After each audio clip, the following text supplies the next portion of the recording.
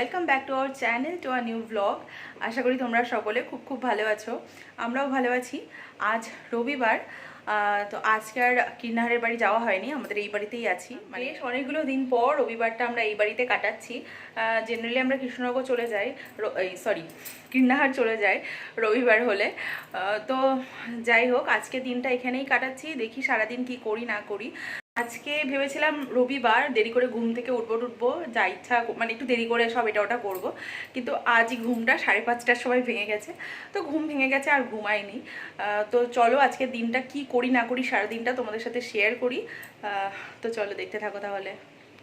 আমাদের রুমের সামনে এতটাই লম্বা একটা বারান্দা আছে, মানে মনে হয় এই মাথা থেকে ওই মাথা, তাই সকালের হাঁটাহাঁটি সেশনটা এখন এখানেই সেরে নিচ্ছি। একদিকে বেশ ভালোই হয়েছে, বাইরে যাওয়ার আর ঝামেলা নেই, কারণ বাইরে যাওয়া মানেই তো আবার চেঞ্জ করো এ করো, তার থেকে বাড়ির জামা পরেই হাঁটাহাঁটি করে নাও ব্যাস।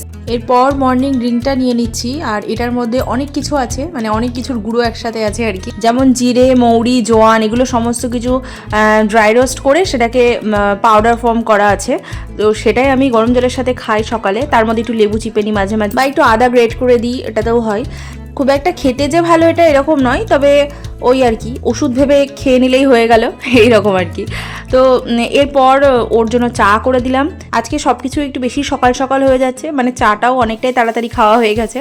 তো বেশ অনেকক্ষণ পরেই আর কি ভাবলাম একটু ব্রেকফাস্ট করি।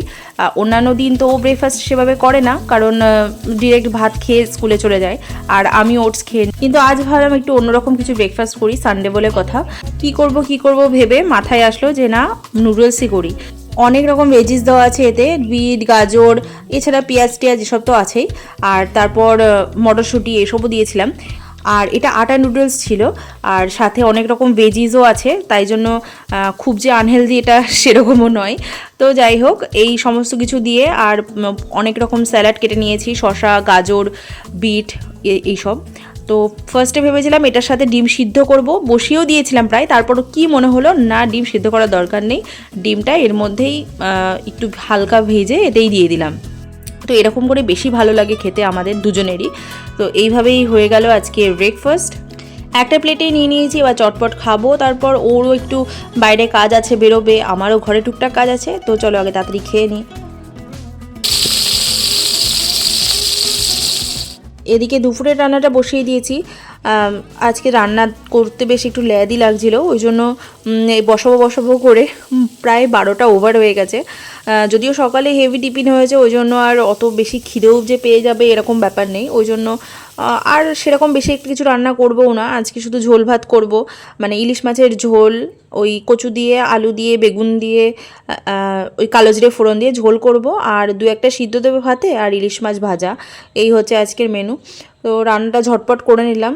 আর এই ইলিশ মাছের ঝোলই করো, ঝালই করো, রান্না করতে একেবারেই টাইম লাগে না, মানে খুবই তাড়াতাড়ি হয়ে যায়, কিন্তু খেতে তো একদম সুপার হিট হয়। রান্নাবান্না তো কমপ্লিট, তো স্নানও হয়ে গেছে, এবার তাড়াতাড়ি খেয়ে নিই।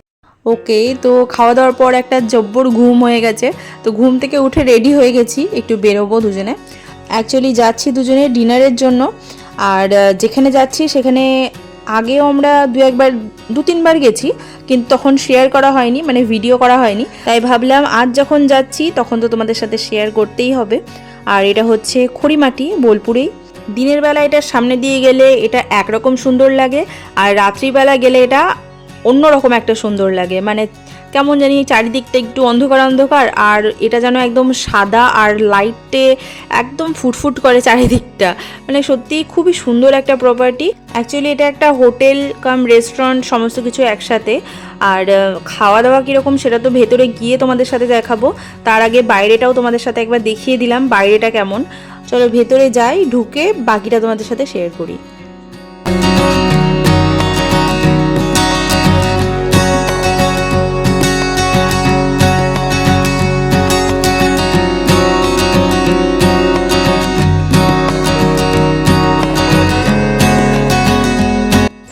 চারিপাশটা দেখতে বেশ ফাঁকা ফাঁকাই লাগছে, যদিও যে সময় ভিডিও করেছিলাম তখন সত্যিই ফাঁকাই ছিল, তারপরে অবশ্য অনেক লোকজন এসেছিল।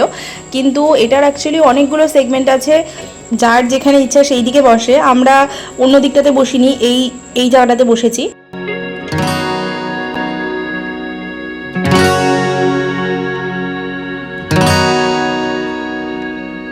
আর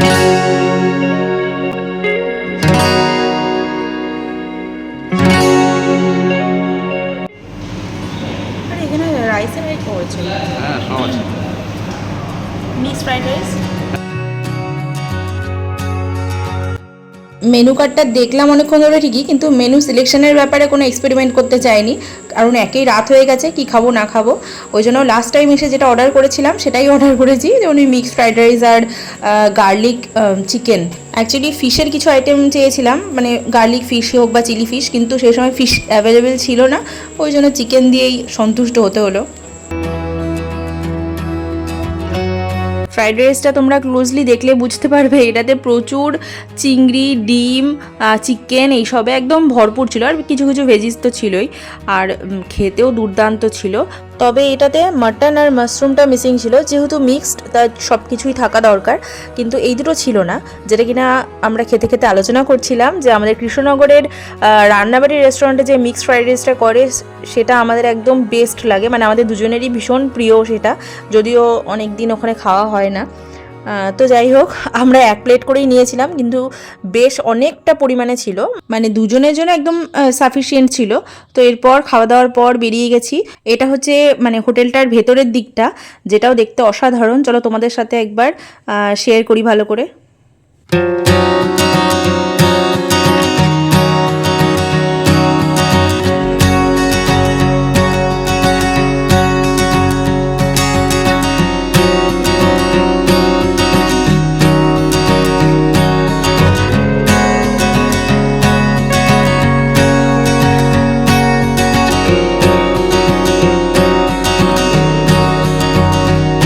তো ভেতরটা কিছুটা এইরকম। তো এবার আমরা বেরিয়ে যাচ্ছি, ঢুকেছিলাম অন্য একটা সাইড দিয়ে, এবার এই দিকটা দিয়ে বেরোচ্ছি।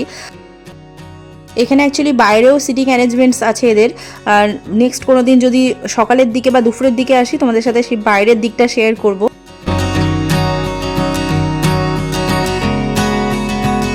সুন্দর একটা সময় কাটালাম দুজনে, আর তার সাথে ডেলিশিয়াস কিছু খাবার দাবার।